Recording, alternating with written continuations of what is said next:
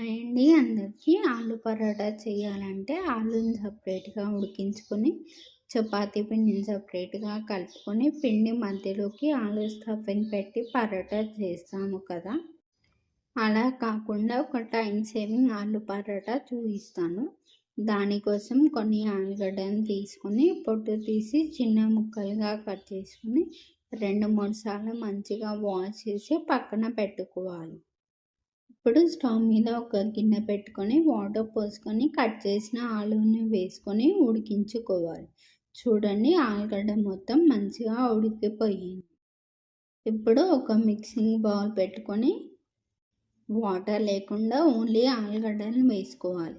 ఇప్పుడు ఒక కప్పు తురిమిన క్యారెట్ వేసుకోవాలి, పచ్చిమిర్చి వేసుకోవాలి, కొత్తిమీర వేసుకోవాలి, కొంచెం జీలకర్ర వేసుకోవాలి, సాల్ట్ వేసుకొని ఒక కప్పు గోధుమ పిండి వేసుకోవాలి. ఇప్పుడు వాటర్ పోసుకొని పిండిని మంచిగా కలుపుకోవాలి.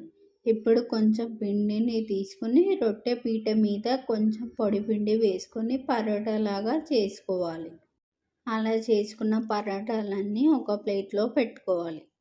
అలానే పిండి మొత్తం అన్ని పరోటాలు చేసుకొని పక్కన పెట్టుకోవాలి. ఇప్పుడు ఒక తవ పెట్టుకొని ఆయిల్ పోసుకొని పరోటాలు వేసుకోవాలి. ఒక సైడ్ మంచిగా ఫ్రై అయ్యాక ఇంకో సైడ్ తిప్పుకోవాలి. 2 సైడ్స్ మంచిగా ఫ్రై అయ్యి గోల్డెన్ బ్రౌన్ కలర్లోకి వచ్చాక ఇంకో ప్లేట్లోకి తీసుకోవాలి.